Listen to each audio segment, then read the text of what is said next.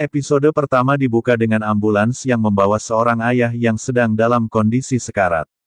Petugas ambulans terlihat sibuk menghubungi rumah sakit, namun tidak ada yang mau menerima pasien tersebut. Anak perempuannya menangis di sampingnya memanggil nama ayahnya. Ketika akhirnya tiba di UGD sebuah rumah sakit, dokter jaga yang ada di sana langsung terlihat kesal. Petugas ambulans menjelaskan kondisi pasien yang sudah parah, arteri perut pecah dan harus segera dioperasi, jika tidak nyawa pasien tidak akan tertolong. Namun dokter jaga mengatakan, saat itu tidak ada dokter yang bisa melakukan operasi dan mereka diminta untuk meninggalkan rumah sakit. Si anak perempuan menangis dan memohon kepada para dokter untuk menyelamatkan ayahnya, namun dia dan ayahnya justru didorong keluar. Di saat itulah muncul seorang dokter magang yang berteriak melarang mereka untuk keluar dan meminta para dokter itu untuk mempertimbangkannya lagi. Pasalnya, jika dipaksa keluar, pasien tersebut pasti meninggal di jalan. Dokter jaga itu malah justru meminta dokter magang untuk tidak ikut campur. Namun dia tetap bersikeras meminta rumah sakit menyelamatkan pasien itu. Tapi dokter jaga itu justru menantangnya untuk melakukan operasi sendiri. Di antara scene itu, seorang wanita tua bertudung putih terlihat mengucapkan, orang hidup akan tiba-tiba menyambut saat tertentu. Momen ketika ingin sekali menemukan Tuhan. Kalau Tuhan terlalu sibuk, akan tiba saatnya bagi hantu untuk menolong. Tepat pada kondisi kritis itu tiba-tiba si dokter magang terlihat seolah sedang dirasuki sesuatu. Matanya menyala putih dan kemudian adegan dipotong ke anak-anak yang duduk mendengarkan cerita. Rupanya adegan pembuka itu adalah visualisasi cerita yang dibawakan oleh petugas kebersihan rumah sakit kepada pasien anak-anak. Petugas kebersihan itu mengatakan, setiap rumah sakit di dunia ini pasti memiliki dokter hantu yang bertugas menjaga para pasien. Dia meminta kepada anak-anak itu untuk berterima kasih kepada hantu rumah sakit. Tapi, anak-anak itu tidak ada yang percaya dan mengatakan jika wanita tersebut sudah berbohong. Mereka kemudian meninggalkan wanita itu untuk kembali ke kamar mereka. Dari arah pandang wanita itu, terlihat seorang pria memakai setelan warna coklat muda memasuki halaman rumah sakit. Bersamaan dengan itu, para dokter berjas putih keluar dari rumah sakit menunggu pasien yang tiba dengan ambulans. Saat menunggu mereka melihat pria berbaju coklat itu dan mengatakan jika ia adalah seorang profesor.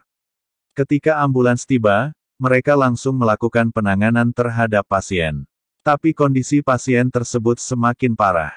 Oh Sujung, dokter magang berlari untuk menyusul Cha Yang Min, pria yang memakai setelah coklat muda tadi, dan memintanya untuk mengecek pasien yang baru datang. Namun, Cha Yang Min menolak dan mengatakan sebaiknya Oh Sujung mulai belajar mengumumkan kematian. Oh Sujung kembali ke pasiennya tadi dengan perasaan marah dan kecewa. Saat dia tiba di sana, pasien sudah tidak bisa diselamatkan. Hal ini membuat Oh Sujung membenci Cha Yang Min. Salah satu rekannya sesama dokter menjelaskan kepadanya bahwa Cha Yang Min sangat istimewa. Bahkan kepala rumah sakit juga tidak berani mengusiknya. Selama ada Cha Yang Min, tidak ada pasien yang tidak bisa dia selamatkan. Rekannya itu juga mengatakan, Cha Yang Min seolah-olah seperti dirasuki hantu. Ternyata, informasi itu menarik perhatian Oh Sujung. Adegan berlanjut ke rapat antar dokter tentang kondisi para pasien sulit yang berada di rumah sakit itu. Dalam rapat itu, Cha Yang Min terlihat sangat mendominasi dan menonjol di antara para dokter lainnya. Dia juga tidak segan melontarkan komentar pedas kepada para dokter senior di sana, bahkan kepada salah satu kepala bagian di rumah sakit itu. Dari rapat tersebut kentara jika para senior di rumah sakit tidak ada yang menyukai Cha Yang Min tapi takut untuk mengungkapkannya secara langsung. Usai rapat, ketika Cha Yang Min dan para dokter residennya hendak meninggalkan tempat, tiba-tiba muncul seorang pemuda memakai hoodie warna oranye yang baru bangun tidur. Tanpa rasa takut seperti yang lainnya, dia langsung mendekati Cha Yang Min, mengajaknya berjabat tangan. Dia bahkan berani mengatakan jika Cha Yang Min adalah ahli medis yang kerasukan hantu. Setelah mengoceh panjang lebar bahkan sampai masalah gaji, dia kemudian berpamitan pergi. Sebelum pergi, dia mengatakan, dia bernama Go Seng Tak, dan akan mulai bekerja bersama mereka mulai hari itu. Cha Yang-min kemudian meminta penjelasan kepada salah satu dokter residen yang sepertinya mengenal Go Seung-ta. Dia mengatakan, Go Seung-ta dulu adalah teman belajarnya di sekolah, tapi dia tidak tahu terlalu banyak tentangnya. Kemudian, dokter residen yang lain ingat jika dia pernah mendengar cerita tentang Go Seung-ta yang mengikuti wawancara magang. Ketika ditanya alasan ingin menjadi dokter, dia menjawab karena disuruh kakek dan ibunya. Kakek Go Seung-ta adalah ketua Departemen Keuangan, sementara ibunya adalah seorang direktur. Cha Yang-min yang mengetahui latar belakang Go Seung-ta langsung protes kepada kepala bagian dan mempertanyakan mengapa mereka menerima Go Seung-ta. Padahal Go Seung-ta menurutnya masih memiliki banyak kekurangan. Ternyata, salah satu alasannya adalah terkait syarat pemberian warisan kepadanya. Meskipun terpaksa, Cha Yang-min akhirnya menerima Go Seung-ta sebagai dokter magangnya. Dia kemudian membawa Go Seung-ta untuk memeriksa pasien.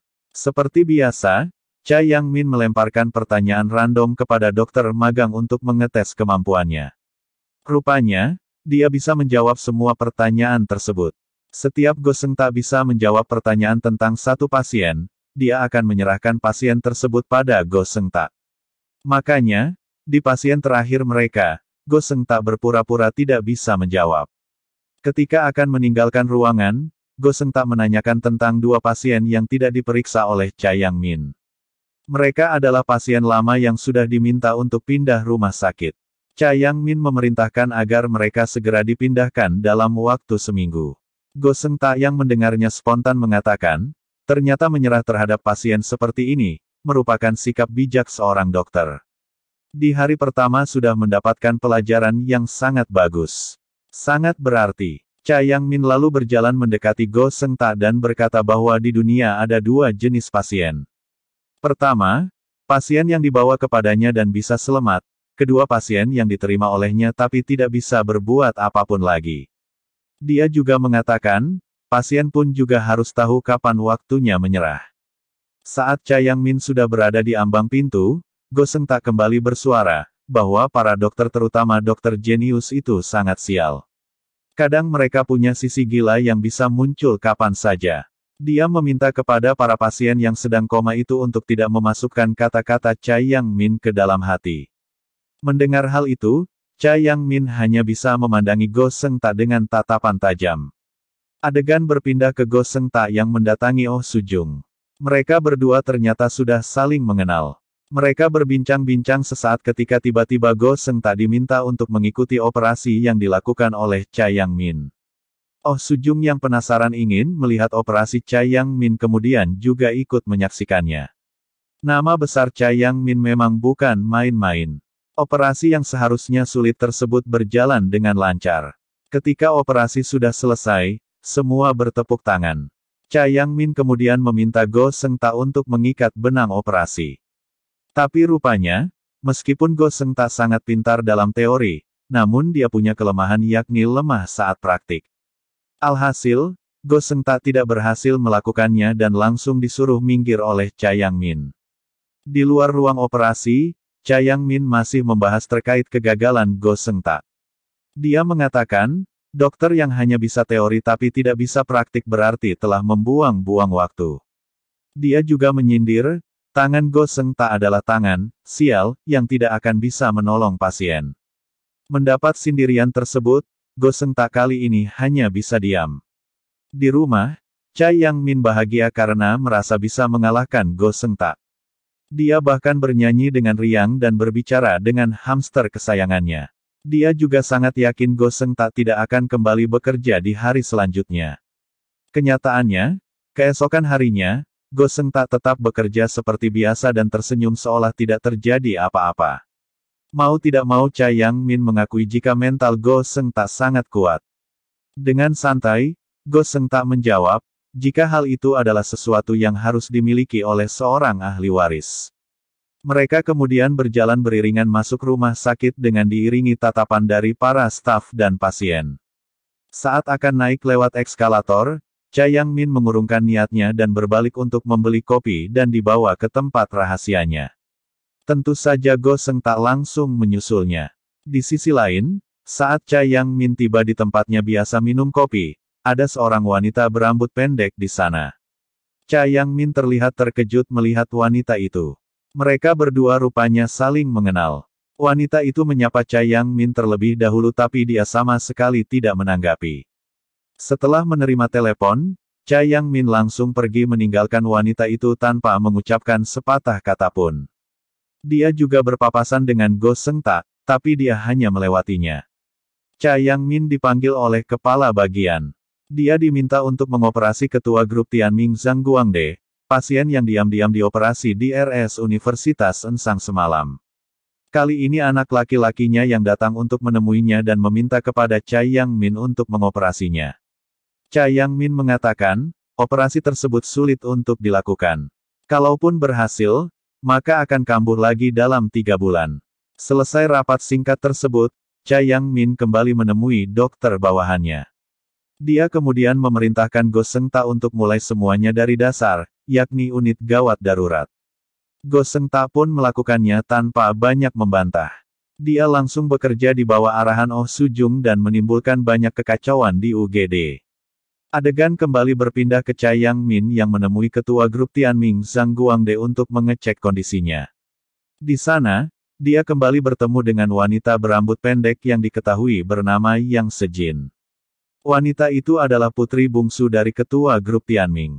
Dulunya Yang Sejin juga adalah seorang dokter di Seattle. Oleh karena itu, setelah melihat rekam medis ayahnya, alih-alih meminta Cha Yangmin melakukan operasi berisiko terhadap ayahnya, dia ingin agar ayahnya bisa hidup dengan nyaman di sisa hidupnya. Tapi Cha Yangmin hanya menanggapinya dengan dingin. Dia mengatakan, apa kau pikir aku masih dokter magang seperti 12 tahun yang lalu? Lalu dia pun pergi meninggalkan Yang Sejin. Dia teringat masa lalunya bersama Yang Sejin. Dulu, Yang Sejin masih bernama Kim Sejin dan mereka berdua berpacaran. Tapi saat mereka sama-sama masih magang, Sejin bertemu dengan ayah kandungnya yang kaya raya dan membawanya ke AS, meninggalkan Cha Yangmin patah hati. Sambil menatap jendela apartemennya, Cha Yangmin memantapkan niat untuk tetap mengoperasi ayah Yang Sejin meskipun berisiko tinggi. Di tengah operasi, adegan dipotong ke pemandangan langit sore dan tiba-tiba terdengar suara seperti kecelakaan mobil. Korbannya ternyata adalah Cha Yangmin. Dia terlihat tertelungkup di setir mobilnya dalam keadaan tidak sadar. Ada flashback yang memperlihatkan Cha Yangmin sudah selesai melakukan operasi terhadap ayah Sejin. Dia yang awalnya berniat menunggu pasien hingga sadar, langsung berlari keluar rumah sakit setelah menerima pesan singkat yang berbunyi. Aku ingin bersamamu, apa bisa keluar sekarang? Besok aku kembali ke Amerika. Sebelum kembali, ada hal yang harus kita bicarakan. Aku tunggu kamu di tempat biasanya. Kembali ke kondisi terkini Cha Yangmin, dia terlihat keluar dari mobilnya dan segera membantu korban kecelakaan lain yang terkapar di tepi jalan. Dari percakapan orang di sekitarnya, bisa disimpulkan jika mobil Cha Yangmin menabrak motor korban lain dari samping. Usaha Cha Yangmin untuk membantu korban tersebut gagal karena dia tidak bisa menyentuhnya. Bahkan orang-orang di sana seolah tidak menganggap Cha Yangmin ada. Dengan wajah ragu-ragu dan ketakutan, Cha Yangmin mendekati mobilnya dan melihat tubuhnya sendiri berada di sana. Dia kemudian menyadari jika tubuhnya yang bisa bergerak saat ini mengeluarkan cahaya kekuningan. Di lain tempat, Go Seungta terlihat sedang berjalan santai sambil membawa tas plastik yang berisi makanan. Tidak lama kemudian, ada 2 ambulans yang datang. Ambulans pertama adalah korban yang naik sepeda motor, sementara ambulans kedua berisi badan Cha Yangmin dan arwahnya yang duduk dengan wajah panik.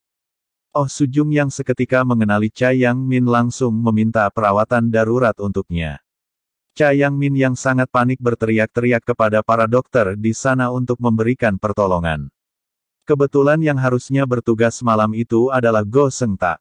Meski ketakutan, dia tetap memeriksa kondisi Cha Yangmin dan ternyata langkah dan diagnosisnya sudah sesuai dengan apa yang diinginkan oleh Cha Yangmin. Sayangnya, ketika di meja operasi, tidak ada dokter yang tersedia untuk melakukan operasi kepada Cha Yangmin. Di saat-saat genting, Go Seungta mengajukan diri untuk melakukan operasi. Jelas keputusan ini ditentang oleh semua dokter yang ada di ruang operasi. Tapi, Go Seungta tetap bersikeras meskipun tangannya gemetaran karena sama sekali belum pernah melakukan operasi. Cha Yangmin yang tidak punya pilihan lain pun akhirnya mendukung keberanian Go Seungta. Saat dia melihat tangan Go Seungta yang ragu, dia menyentuh tangan Go Seungta dan keajaiban terjadi. Dia masuk ke dalam tubuh Go Seungta dan mengambil alih sepenuhnya kesadarannya. Saat menyadari dia sudah berada di dalam tubuh Go Seungta, dia pun segera melakukan operasi untuk dirinya sendiri dan meminta Oh Soo-jung menjadi asistennya. Episode perdana Ghost Doctor pun berhenti sampai di sini. Bagaimana